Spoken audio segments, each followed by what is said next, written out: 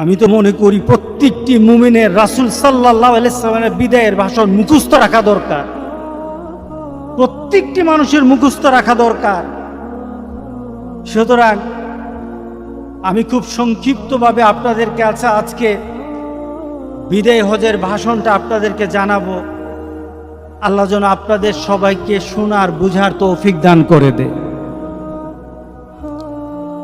রাসূল সাল্লাল্লাহু আলাইহি সাল্লাম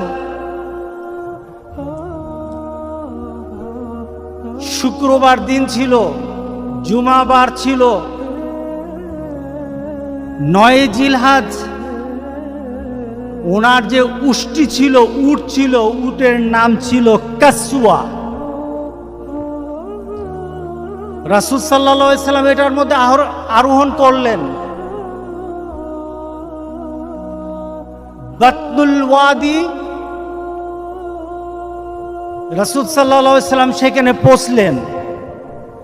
পৌঁছে আরাফাতের ময়দানে লক্ষাধিক মানুষের সামনে উটের উপর বসে রাসূল একটা খুতবা দিলেন। উটের উপর বসে খুতবাটা দিলেন। রাসূলের সে খুতবার কিছু অংশ আপনাদের কাছে আমি ধাপে ধাপে বলছি।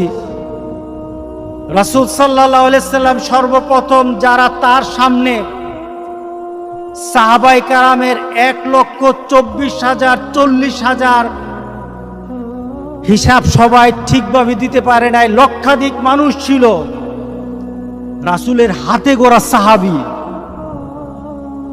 রাসূল সাল্লাল্লাহু আলাইহি সাল্লামের হাতে গড়া সাহাবী, পৃথিবীর শ্রেষ্ঠতম মানবগুলি, পৃথিবীর যে মানুষগুলির ব্যাপারে রাসূল সাল্লাল্লাহু আলাইহি সাল্লাম বলেছেন, খায়রুল কুরুন কারনি, সবচাইতে শ্রেষ্ঠতম যুগ হলো আমার যুগ, সবচাইতে শ্রেষ্ঠতম যুগের মানুষগুলি হলো আমার যুগের মানুষগুলি। সুবহানাল্লাহ। সবচাইতে শ্রেষ্ঠ যুগ আমার যুগ, সবচাইতে শ্রেষ্ঠ যুগ আমার যুগ, আর শ্রেষ্ঠতম মানুষগুলি হলো আমার মানুষগুলি। যে মানুষগুলির সামনে রাসূল সাল্লাল্লাহু আলাইহি সাল্লাম খুতবা দিয়েছিলেন তারা হলো সাহাবায়ে কেরাম রাদিয়াল্লাহু তাআলা আলাইহিম আজমাইন। আল্লাহ তাদেরকে কবুল করে নিক, জোরে বল আল্লাহুম্মা আমিন। রাসূল প্রথমে বললেন, ইয়া আইয়ুহাল্লাযীনা আমানু, যারা সামনে এবং আমাদেরকে অ্যাড্রেস করে বললেন ঈমানদাররা, ইন্নী লা আদরি ওয়া ইয়্যাকুম নাজতামিউ ফি হাযাল মাজলিস আবাদা। রাসূল প্রথমে একটা ঘোষণা দিলেন, একটা তাদের সামনে নিজের অবস্থান বর্ণনা করলেন। ও মুসলমান, আমি জানি না এই বৎসরের পর আমি আর তোমরা এই জায়গায় এক হতে পারবো কিনা। রাসূল নিজের অবস্থানকে বর্ণনা করে দিলেন। পরবর্তী বৎসর আর আসতে পারবেন না, এটা রাসূল ইঙ্গিত করে জানিয়ে দিলেন। হয়তো এরপরে আর আমার সাথে আর তোমাদের সাথে একসাথে আর কোনোদিন আমরা হতে পারবো না।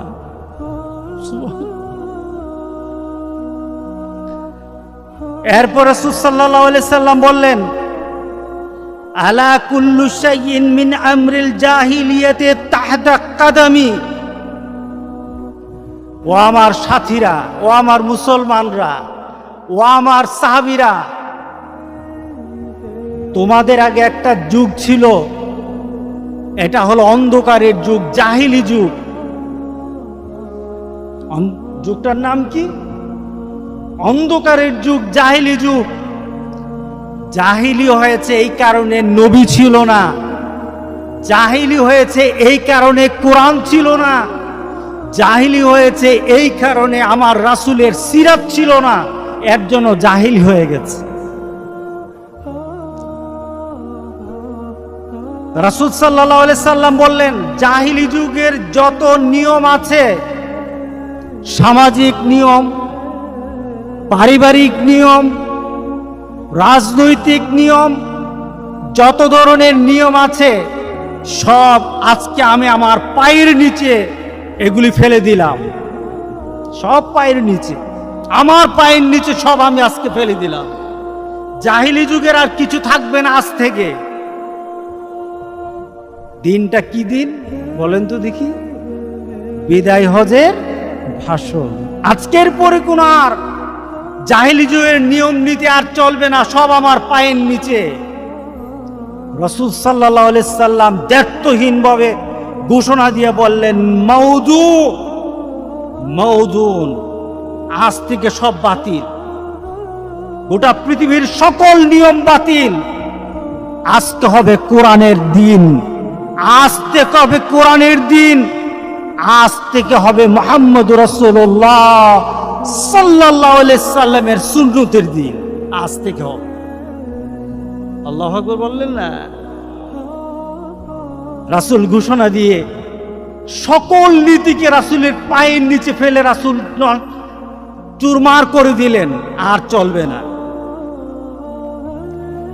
এরপর রাসূল সাল্লাল্লাহু আলাইহি সাল্লাম বললেন যে তোমাদের বংশীয় মর্যাদা, তোমরা নিজেদের মাঝে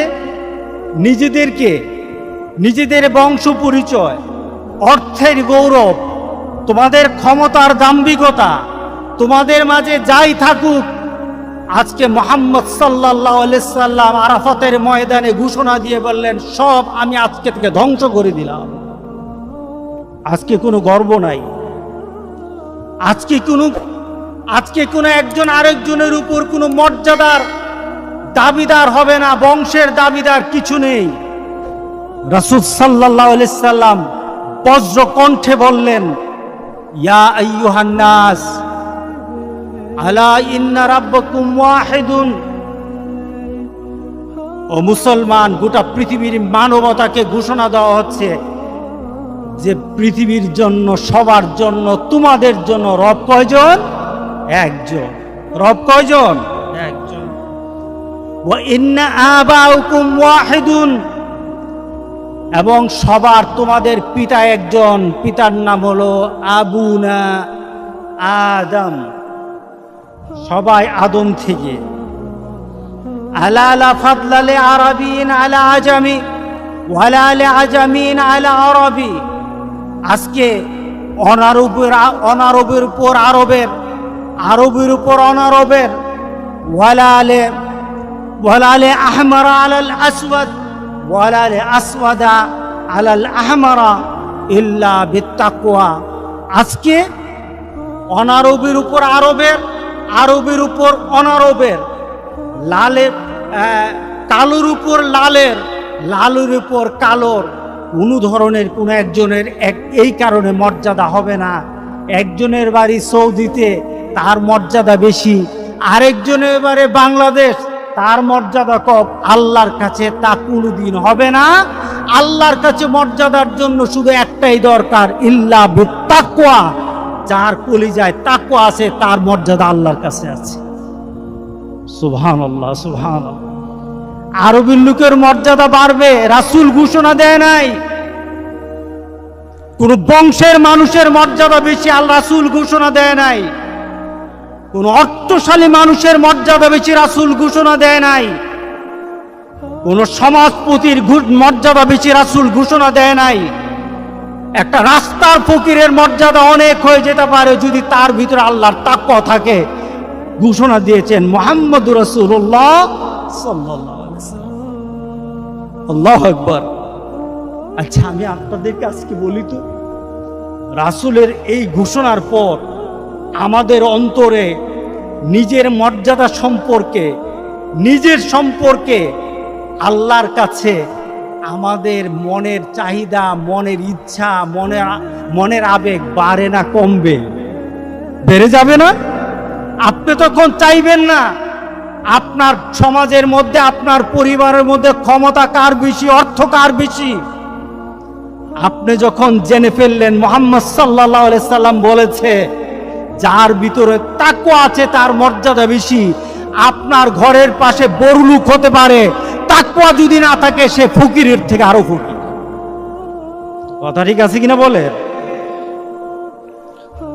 সুবহানাল্লাহ, সুবহানাল্লাহ। এটা হলো আমাদের একটা মানসিক শক্তি বেড়ে নেওয়ার, ইমানি শক্তি বাড়িয়ে নেওয়ার একটা বিশাল একটা ঘোষণা, এটা বিশাল ঘোষণা। ভাষণটা কোথায় দিলেন বলেন তো, আবার শুনতে চাই। ভাষণটা কোথায় দিলেন? আরাফাতের ময়দানে। ভাষণটা কোথায়? আরাফাতের ময়দানে, বিদায় হজের ভাষণ। রাসূল সাল্লাল্লাহু আলাইহি সাল্লাম এরপরে চতুর্থ কথা রাসূল সাল্লাল্লাহু আলাইহি সাল্লাম বললেন যে মুসলমান গোটা পৃথিবীর এক প্রান্তে এক মুসলমান হবে, আরেক প্রান্তে আরেক মুসলমান থাকবে। তোমাদের জন্য একটা ভ্রাতৃত্বের একটা ঘোষণা আমি দিচ্ছি। তোমরা পরস্পরের সম্পর্কটা কি হবে রাসূল ঘোষণা দিয়ে জানিয়ে দিলেন। আল্লাহু আকবার বললেন না? মনোযোগ আছে আমার দিকে? ইন্না কুল্লা মুসলিমিন আখুল মুসলিম ওয়া ইন্নাল মুসলিমিনা ইখওয়া। রাসূল সাল্লাল্লাহু আলাইহি সাল্লাম গোটা পৃথিবীর মুসলমানদেরকে বললেন, তোমরা এক মুসলমান আরেক মুসলমানের ভাই, এক মুসলমান আরেক মুসলমানের ভাই। মুসলমান ভাই হবে, তবে কোনো বিধর্মী মুসলমানের ভাই হবে না। আমরা বলি না হিন্দু বৌদ্ধ খ্রিস্টান ভাই ভাই, না। রাসূলের সেই বিদায় হজের ভাষণে শুধু একটা জাতি মুসলমান। এই মুসলমান আরেক মুসলমান ভাইয়ের কি হয়? আরেক মুসলমানের কি হয়? ভাই হয়। এটা কার ঘোষণা? মুহাম্মদ সাল্লাল্লাহু আলাইহি সাল্লামের ঘোষণা। কার ঘোষণা বলেন? রাসূল সাল্লাল্লাহু আলাইহি সাল্লামের পর বললেন যে তোমরা তোমাদের সামাজিকতা, তোমাদের পারিবারিক অনেক তোমরা বৈষম্য সৃষ্টি করো। বৈষম্য ঘোষণা রাসূল সাল্লাল্লাহু আলাইহি সাল্লাম ঘোষণা দিয়ে বৈষম্য দূর করে দিলেন। বললেন আরকাকুম আতিমুহুম মিম্মা তাকুলুন ওয়া আকসুহুম মিম্মা তালবাসুন। তোমাদের কাছে যে লোকগুলি থাকে, যারা তোমার ঘরে থাকে, তোমার অধীনস্থ যারা আছে, তাদের ব্যাপারে রাসূল সাল্লাল্লাহু আলাইহি সাল্লাম বললেন যে তাদেরকে তুমি যেটা খাও তাদের জন্য সেই খাওয়াটা পছন্দ করো, তাদেরকে দাও। তোমার পোশাকের মান তাদের সাথে যেন থাকে। তোমাদের খাওয়া দাওয়া পোশাকের ক্ষেত্রে তোমার পরিবারে যারা আছে তাদেরকে তুমি সমন্বয় রাখবা। রাসূল সাল্লাল্লাহু আলাইহি সাল্লাম পরিবারের মধ্যে আপনার কর্মচারী আর আপনি মুরিব, আকাশ পাতাল পার্থক্য রাসূল সাল্লাল্লাহু আলাইহি সাল্লাম দূর করে গেছেন আরাফাতের ময়দানে। জোরে বলেন কোথায়? জোরে বলেন কোথায়? আরাফাতের ময়দানে। রাসূল সাল্লাল্লাহু আলাইহি সাল্লাম ষষ্ঠ পর্যায়ে ঘোষণা দিলেন। আমি 6টা কথা বলেছি, এখন ষষ্ঠ বলছি, 5টা বলেছি। ষষ্ঠ পর্যায়ে রাসূল বললেন যে তোমাদের বংশীয়, গোত্রীয়, আঞ্চলিক যে যুদ্ধগুলি আছে, ওই সময় একটা যুদ্ধ চলতো। কি যুদ্ধ? দাদার দাদার একটা ঝগড়া ছিল এক গোষ্ঠীর সাথে আরেক গোষ্ঠীর। পরিবারের একটা গোষ্ঠীর সাথে আরেক গোষ্ঠীর ঝগড়া ছিল। একটা গোত্রের সাথে আরেকটা গোত্রীর ঝগড়া চলতো। কত বৎসর? 100 বৎসর পর্যন্ত। দাদার দ্বারা হয়তো দেখা গেছে কারোর সাথে ঝগড়া করছে এক গোষ্ঠীর সাথে, সে তার ছেলেকে বলে যেত মরার সময়, এই গোষ্ঠীর সাথে কিন্তু আমার দ্বন্দ্ব চলতেছে, তোরা এটা কায়েম রাখবি, ঝগড়া করবি, যেখানে পাবি ওইখানে মারবি। পরবর্তীতে সে যখন মারা যায় তার ছেলেকে বলে যায় যে ওই গোত্রের সাথে কিন্তু আমাদের দ্বন্দ্ব, তোদের কাছে ওসিয়ত করে গেলাম ছাড়বি না, খালি ঝগড়া করবি, ছাড়বি না, যেখানে পাবি সেখানে মারবি। এমনও গিয়েছে যে 100 বৎসর পর্যন্ত ঝগড়া চলছে, 100 বৎসর পর্যন্ত। রাসূল সাল্লাল্লাহু আলাইহি সাল্লাম বিদায় হজে ঘোষণা দিয়ে বললেন, দেমাউল জাহিলিয়াতে মাউদু, জাহিলি যুগের এই যুদ্ধ, এই রক্তপাত আজকে থেকে সব ধ্বংস করে গেলাম, সব শেষ করে গেলাম। এরপরে আর কি নাই? আর কোনো দ্বন্দ্ব নাই, আর কোনো মারামারি নাই, আর কোনো হিংসা নাই, আর পরস্পরে দ্বন্দ্ব হবে না, মারামারি হবে না। ওয়া ইন্না আব্বালা দামাই আদাউ মিন দামাইনা দামাউ ইবনে রাবিয়াল হারিস। রাসূল সাল্লাল্লাহু আলাইহি সাল্লাম বললেন, আমি সর্বপ্রথম আমার গোত্রের, কুরাইশ গোত্রের একটা দ্বন্দ্ব ছিল আরেক গোত্রের সাথে। রাসূল বললেন, রাবিয়া ইবনে হারিসের পুত্রের খুনের যে একটা পারিবারিক দ্বন্দ্ব ছিল, একটা গোত্রগত দ্বন্দ্ব ছিল, আমি আজকে আরাফাতের ময়দানে ওই গোত্রের দ্বন্দ্বকে আজকে আমি মিটে গেলাম, শেষ করে গেলাম। এরপরে আর আমার বংশের দ্বন্দ্ব আর যুদ্ধ থাকবে না। সুবহানাল্লাহ বললেন না? এটা কোন জায়গায় হয়েছে? আরাফাতের ময়দানে। আরাফাতের ময়দানে রক্তপাত বন্ধ করে দেওয়া হলো। এরপর রাসূল সাল্লাল্লাহু আলাইহি সাল্লাম পুঁজিবাদী অর্থনীতির যে করাঘাত গরিবের উপর, বর্তমানে যেটা চলছে সেই কালেও ছিল, বর্তমানে আছে, মানে ওই কালেরটা এই কালে আছে। জাহিলি যুগের নীতি রাসূল ধ্বংস করে গেছেন। যারা জাহিলি যুগের নীতিতে এখন নিজের অর্থনীতি সাজায়, তারা রাসূলের নীতির মানুষ হতে পারে না। কি বলেন? রাসূল সাল্লাল্লাহু আলাইহি সাল্লাম সেই আরাফাতের ময়দানে দাঁড়িয়ে বললেন, জাহিলি যুগের সেই সুদকে আমি আজকে রহিত করে গেলাম। বর্তমানে সুদ আছে কিনা বলেন? রাসূল সুদকে কি করলেন? রাবাউল জাহিলিয়াতে মাউদুন, জাহিলি যুগের সুদ আজকে আমি আরাফাতের ময়দানে, আমার বিদায় ভাষণে আরাফাতের ময়দানে আমি ধ্বংস করে গেলাম, শেষ করে গেলাম। এরপরে কোনো সুদের কারবার আর আমার উম্মতের মধ্যে চলবে না। আল্লাহু আকবার বলি না? আমার উম্মতের মধ্যে আর সুদের কারবার চলবে না। আজকে আরাফাতের ময়দানে আমি সে সুদের ঘোষণাকে শেষ করে গেলাম। তবে দুঃখের বিষয়, সে আরাফাতের ময়দানের হাজী সাহেবরা অনেকে সুদের কারবার করে। আছে কিনা বলেন? আরাফাতে দাঁড়িয়ে তারা আল্লাহর দরবারে হাত পেতে কাঁদে, আর হজ করে আছে সুদের সাথে, সুদের ব্যবসা করে। বড় বড় ব্যবসায়ী, ব্যাংক লুটেরা, এরা বাংলাদেশের বিভিন্ন বড় বড় ব্যবসায়িক প্রতিষ্ঠানের মালিক, তারা সুদের ব্যবসা করে। কিন্তু আরাফাতে রাসূল সাল্লাল্লাহু আলাইহি সাল্লাম সুদকে হারাম করে গেলেন। হারাম নয়, রাসূল সাল্লাল্লাহু আলাইহি সাল্লাম বলেন, আজকে থেকে সুদের কারবার বাতিল, আমার উম্মত আর সুদ ধরতে পারবে না। আল্লাহু আকবার বলি, আল্লাহু আকবার বলি। রাসূল সাল্লাল্লাহু আলাইহি সাল্লাম এরপরে বললেন, আব্বালু মা দারবানা রাবাল আব্বাস ইবনে আব্দুল মুত্তালিব। আজকে আরাফাতের ময়দানে আমি ঘোষণা দিচ্ছি, আমার পরিবার, আমার বংশ, আব্দুল মুত্তালিবের যে সুদের কারবার ছিল, ওই সুদের কারবারের সকল কিছু আজকে আমি এটাকে বাতিল করে গেলাম। আজকে আব্দুল মুত্তালিবের আব্বাস ইবনে আব্দুল মুত্তালিবের যে সুদের কারবারের যে টাকা ছিল, সুদের একটা টাকাও দেওয়া লাগবে না, আসল টাকা ফিরিয়ে দাও, সুদ দেওয়া যাবে না। আল্লাহু আকবার, আল্লাহু আকবার।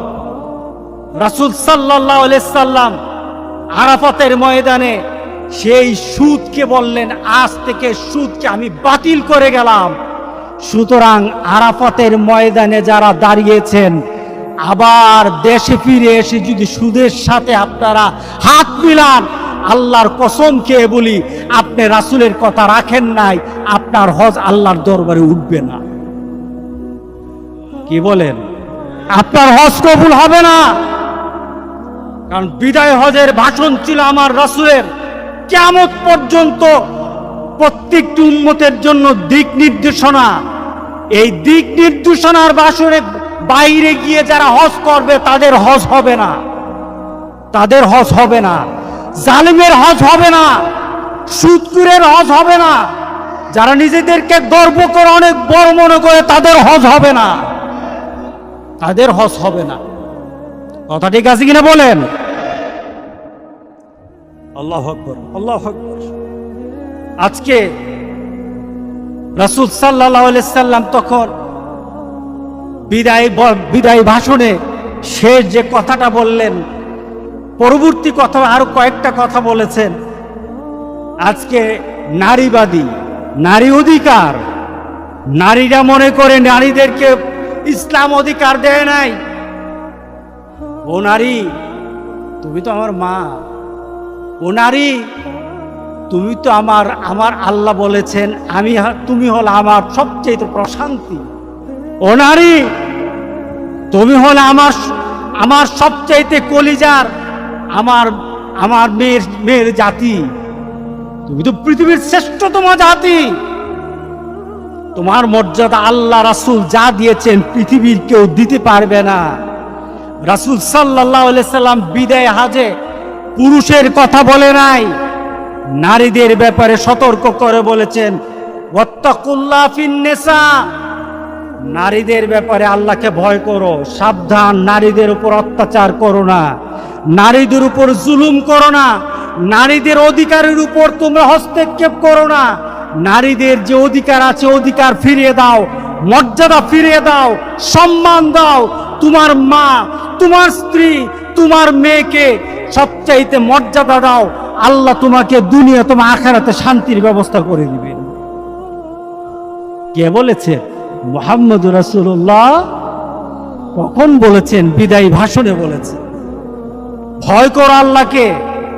এরপর রাসূল সাল্লাল্লাহু আলাইহি সাল্লাম বললেন, ইন্না লাকুম আলা নিসাইকুম হাক্কা ওয়া লাহুম আলাইকুম হাক্কা,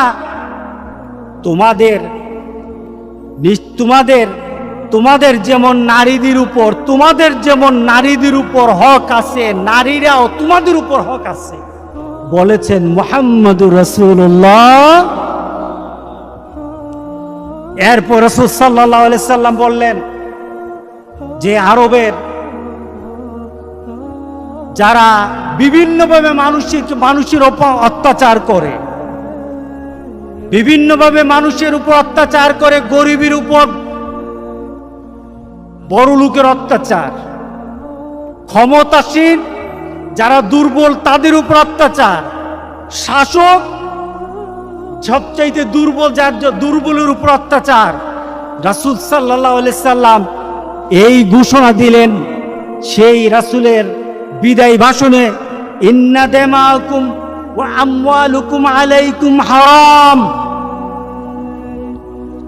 কাহুরমাতি ইয়াউমিকুম হাযা ফি শাহরিকুম হাযা ওয়া ফি বালাদিকুম হাযা ইলা ইয়াউমি তালকাউনা রাব্বাকুম। আজকের দিনটা কি দিন ছিল? আরাফাতের দিন। 9 তারিখ কি দিন? জোরে বলেন না, 9 তারিখ কি দিন? আরাফাতের দিন কোন দিন ছিল? গতকাল। আজকে আমাদের কিন্তু 9 তারিখ, কিন্তু সৌদি আরবের কবে ছিল? গতকাল ছিল। এটা হলো আরাফাতের দিন। আরাফাতের দিন সবচাইতে মর্যাদার। আজকের দিনের যেমন মর্যাদা, আজকের জিলহজ্জা মাসের যেমন মর্যাদা, এই শহরের মক্কাতুল মুকাররমার যে মর্যাদা, ঠিক মানুষের রক্ত আর মানুষের সম্মান আর মানুষের সম্পদ, এটার মর্যাদা ঠিক ওই ধরনের। তোমার ইচ্ছা হলো কারো রক্ত ঝরাতে পারবা না, তোমার ইচ্ছা হলো কারো মাল নষ্ট করতে পারবা না, তোমার ইচ্ছা হলো কারো সম্মান তুমি সম্মান তার হানি করবা পারবা না। এই শহরের মর্যাদা যেমন, এই মাসের মর্যাদা যেমন, আরাফাতের ময়দানের মর্যাদা যেমন, একটা মানুষের রক্তের মর্যাদা আল্লাহর কাছে তেমন। সুবহানাল্লাহ বললেন না? আপনারা আরাফাতের ময়দানে যারা হাজী সাহেবরা আছেন, সেদিন মানুষ পাগল হয়ে যায়, কিন্তু আল্লাহ রাসূল সেদিন আরাফাতের ময়দানে বলতেছিলেন মানুষের রক্তের মর্যাদা আরাফাতের ময়দানের মতো মর্যাদা, মানুষের সম্মানের মর্যাদা আরাফাতের ময়দানের মতো মর্যাদা, মানুষের মালের মর্যাদা আরাফাতের মাটির মতো মর্যাদা। সুতরাং আজকে সকল মর্যাদার আমি সম্মান দিয়ে গেলাম, ধ্বংস করো না। রাসূল সাল্লাল্লাহু আলাইহি সাল্লাম এরপর আরাফাতের সে খুতবার মধ্যে বলছেন যে, খারাপ লাগতেছে কথা বলি, আমি তো বললাম আলেমরা পর্যন্ত জানে না। রাসূল সাল্লাল্লাহু আলাইহি সাল্লাম এরপরে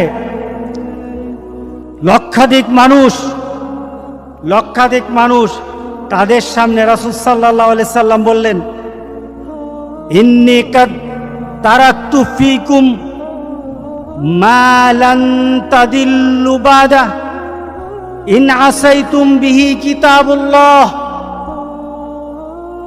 রাসূল সাল্লাল্লাহু আলাইহি সাল্লাম কিন্তু এখন আস্তে আস্তে নিজের অবস্থা, পরবর্তী সময়ে রাসূলের অবস্থা কি হবে একটু কথায় কথায় রাসূল কিন্তু জানিয়ে দিচ্ছেন। আল্লাহু আকবার, আল্লাহু আকবার। সাহাবায়ে কেরামদের ভিতরে কিন্তু তুলফাল, ভিতরে কিন্তু ব্যথা যন্ত্রণা আরম্ভ হয়ে গেছে। রাসূলের কথার মর্ম কিন্তু তারা একটু একটু টের পাচ্ছেন। রাসূল বলতেছেন, আমি তোমাদের কাছে এমন একটা জিনিস রেখে যাচ্ছি, যদি এটাকে তোমরা আঁকড়িয়ে ধরো, তার মানে কি আমি রেখে যাচ্ছি, তার মানে কি আমি আগামী বছর হয়তো তোমাদের সাথে আর এক হতে পারবো না, আমি হয়তো আগামী বছর আর তোমাদের সাথে এক হব না, কিন্তু আমি তোমাদের জন্য একটা জিনিস রেখে যাচ্ছি, যেটা কি যদি তোমরা আঁকড়ে ধরো, এটার সাথে যদি থাকো, তাহলে কোনোদিন তোমরা পথভ্রষ্ট হবে না। সেটা হলো কিতাবুল্লাহ, এটা হলো আল্লাহর কিতাব।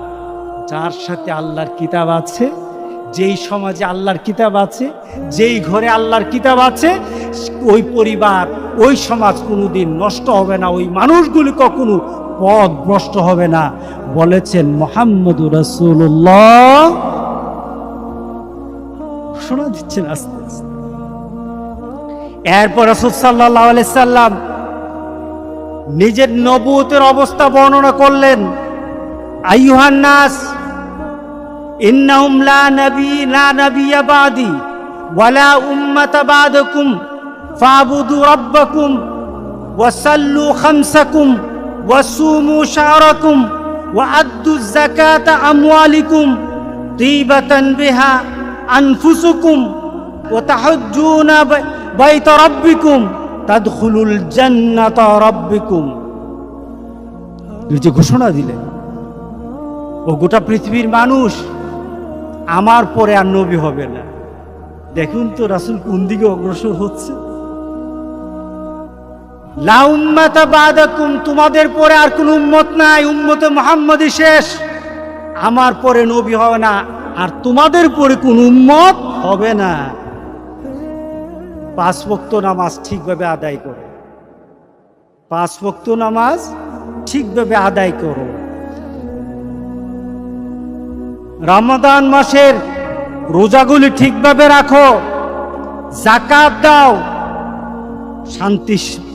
মনের শান্তির সাথে যাকাত দাও, এবং বাইতুল্লাহ হজ করো, এবং তোমার সমসাময়িক যারা ক্ষমতা আছে তাদের কথা মানো। তাদখুলুল জান্নাতা রাব্বিকুম, এগুলি যদি মানো তাহলে আল্লাহ সুবহানাহু ওয়া তাআলা তোমাদেরকে জান্নাতে প্রবেশ করাবে, জান্নাত দান করে দিবেন। এরপর রাসূল সাল্লাল্লাহু আলাইহি সাল্লাম একটা ঘোষণা দিলেন। রাসূল সাল্লাল্লাহু আলাইহি সাল্লাম বললেন, ওয়া আনতুম মাসউলুনা আন্নী। এবার রাসূল বলতেছেন, ও আমার সাহাবীরা, আমি খুতবার শেষের দিকে, রাসূল খুতবার শেষের দিকে, কাল হাসুরের দিন আমার ব্যাপারে তোমাদেরকে আল্লাহ সুবহানাহু ওয়া তাআলা কিছু প্রশ্ন করবে। দেখুন রাসূল কি বলতেছেন, আমার ব্যাপারে তোমাদেরকে আল্লাহ প্রশ্ন করবেন, তোমাদেরকে প্রশ্ন করা হবে আমার ব্যাপারে। ফামা আনতুম কাইলুন, সেদিন তোমরা আমার ব্যাপারে কি বলবে? একটু চিন্তা করেন তো দুই কথাটা। রাসূল বলতেছেন কাল হাসুরের দিন আল্লাহ সুবহানাহু ওয়া তাআলা আমার ব্যাপারে তোমাদেরকে প্রশ্ন করবে, আমি দাঁড়ানো থাকবো আর তোমাদেরকে প্রশ্ন করবে আমার ব্যাপারে। সেদিন আমার ব্যাপারে তোমরা কি বলবে? রাসূলের করুণ চেহারা, সাহাবায়ে কেরামদের কাছে একটা করুণ আবেদন, তখন তুমি আমাদেরকে কি, আমার ব্যাপারে কি বলবে? তখন সাহাবায়ে কেরাম বললেন, কালু নাশহাদু আন্নাকা কাদ বাল্লাগতা ওয়া আদ্দাইতা ওয়া নাসাহতা। তখন সাহাবায়ে কেরাম বললেন, আমরা সাক্ষ্য দেব। সুবহানাল্লাহ বলেন না? আমরা সাক্ষ্য দেব আপনি আমাদের কাছে আল্লাহর যে বাণী আছে সব পৌঁছে দিয়েছেন, আপনার কর্তব্য উত্তমভাবে আপনি পালন করেছেন, আমাদেরকে উপদেশ দান করেছেন। কাল হাসুরের দিন আল্লাহ সুবহানাহু ওয়া তাআলা আপনার ব্যাপারে আমাদেরকে যদি জিজ্ঞাসা করে, আমরা 100 লক্ষ মুসলমান, আমরা 100 লক্ষ আপনার উম্মত, আপনার পক্ষে আল্লাহর দরবার সেদিন সাক্ষী দেব ইনশাআল্লাহ। আল্লাহু আকবার বললেন না? আল্লাহু আকবার। রাসূল সাল্লাল্লাহু আলাইহি সাল্লাম এটা হলো শাহাদাত আঙ্গুল, আকাশের দিকে উঠালেন। ইয়ারফাউহা ইলাস সামা, আকাশের দিকে রাসূল উঠালেন। সাহাবায়ে কেরাম একদিকে বলতেছে, ইয়া রাসূলুল্লাহ, আপনি আপনার আমানত ঠিকভাবে আদায় করেছেন, আমরা কাল হাসুরের দিন আল্লাহর দরবারে সাক্ষ্য দেব। রাসূল সাল্লাল্লাহু আলাইহি সাল্লাম ভীতু স্বরে আল্লাহর আকাশের দিকে আঙ্গুলটা এভাবে উঠালেন, এই শাহাদাত আঙ্গুলটা উঠিয়ে বললেন, এবং সাহাবায়ে কেরাম দিকে তাকালেন।